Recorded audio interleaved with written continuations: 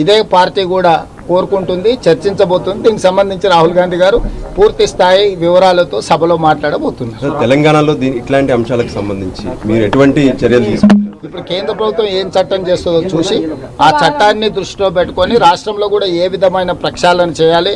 మీకు తెలుసు, ఉద్యోగాలకు సంబంధించి గతంలో తెలంగాణలో చాలాసార్లు ప్రశ్నపత్రాలు లీక్ అవ్వడం, దానికి సంబంధించి బాధితులు ఉండడం, సమస్యలు రావడం, వాటన్నిటిని కూడా ప్రక్షాళన చేసి యూపీఎస్సీ విధానంలో ఈరోజు తెలంగాణ పబ్లిక్ సర్వీస్ కమిషన్ను కూడా ప్రక్షాళన చేసి నియామకాలు చేపట్టడం వల్ల మేము పారదర్శకంగా పరీక్షలను నిర్వహించడం జరిగింది.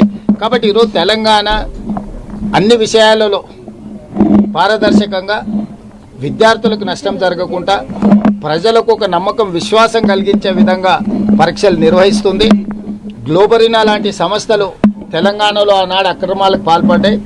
ఆనాటి ప్రభుత్వం చర్యలు తీసుకోకపోవడం వల్ల వాళ్ళు సిబిఎస్ఈ కూడా విస్తరించి సిబిఎస్ఈ పరీక్షలను కూడా గందరగోళం చేసిండ్రు. అందుకే ఇట్లాంటి సంస్థల పట్ల కఠినంగా వ్యవహరించాల్సిన అవసరం ఉన్నది. దానికోసం కేంద్ర ప్రభుత్వాన్ని కూడా విజ్ఞప్తి చేసినాం. ఇప్పుడు కేంద్ర ప్రభుత్వం చేసే చట్టాన్ని దృష్టిలో పెట్టుకుని రాష్ట్రంలో కూడా మేము చట్టాలను రూపొందించుకుంటాం. ఇప్పుడు కొత్తగా చేరే వాళ్ళకు 100% కోర్టుకు హామీ ఇచ్చి బ్యాంకులో ఖాతాలో పెట్టినాం. గతంలో ఎలాంటి వసతులు లేకుండా దొంగ లెక్కలు చూపించి ఫీజు రియంబర్స్మెంట్ కొట్టేయాలనుకున్న సంస్థల మీద విజిలెన్స్ అండ్ ఎన్ఫోర్స్మెంట్ విచారణ జరుగుతుంది. ఎవరెవరైతే కరెక్ట్గా ఉన్నారో వాళ్ళందరికీ చెల్లించడం జరుగుతుంది. ఫీజు రియంబర్స్మెంటు కేసీఆర్ ప్రభుత్వం 8,000 కోట్ల రూపాయలు బకాయిలు పెట్టి పారిపోయింది. కేసీఆర్ బకాయిలు పెట్టి పారిపోయినవే ఈరోజు మాకు భారంగా మారింది. ఈరోజు ఏదో కొత్తగా మేము ఫీజు రియంబర్స్మెంట్ ఇవ్వడం లేదన్నట్టుగా, దానికి మా ప్రభుత్వం కారణం అన్నట్టుగా బీఆర్ఎస్ భ్రమలు కల్పించే ప్రయత్నం చేస్తుంది. బీజేపీ దానికి వంతబాడుతుంది. బీజేపీ నాయకులు రామచంద్రరావు గారు కావచ్చు, ఆర్ కృష్ణయ్య గారు కావచ్చు, ఫీజు రియంబర్స్మెంట్ గురించి పదే పదే తెలంగాణలో మాట్లాడుతారు. ఆర్ కృష్ణయ్య గారు ఏ రాష్ట్రానికి సంబంధించిన రాజ్యసభ సభ్యుడు? ఆంధ్రప్రదేశ్ రాష్ట్రానికి సంబంధించిన రాజ్యసభ సభ్యుడు. ఆంధ్రప్రదేశ్లో 10,000 కోట్ల రూపాయల ఫీజు రియంబర్స్మెంట్ బకాయి ఉంది.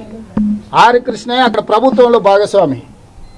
ఎందుకు రామచంద్రరావు ఆంధ్రప్రదేశ్లో ఫీజు రియంబర్స్మెంట్ గురించి మాట్లాడాడు?